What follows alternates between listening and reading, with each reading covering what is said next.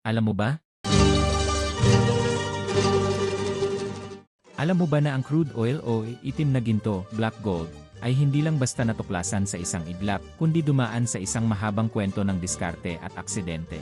Noon pang sinaunang panahon, ang mga tao sa Mesopotamia at China ay nakakakita na ng malapot at maitim na likido na kusa lang lumalabas sa lupa. Ginamit nila ito sa paggawa ng mga bangka at pangilaw, pero hindi nila alam na ito pala ang magpapatakbo sa buong mundo balang araw. Ang tunay na revolusyon ay nagsimula noong 1850s. Noong panahong iyon, ang gamit ng mga tao sa kanilang mga ilawan ay taba ng balyena, na sobrang mahal at mahirap makuha. Dito pumasok ang isang Polish na pharmacist na si Ignacy Łukasiewicz. Natuklasan niya kung paano linisin ang krudo para maging kerosene. Biglang nagkaroon ng malaking demand, kailangan ng mundo ng mas maraming langis. Ngunit ang pinaka-importanting eksena sa kasaysayang ito ay nangyari noong August 27, 1859, sa Pennsylvania, USA. Isang lalaking nagngangalang Edwin Drake ang may baliw na ideya.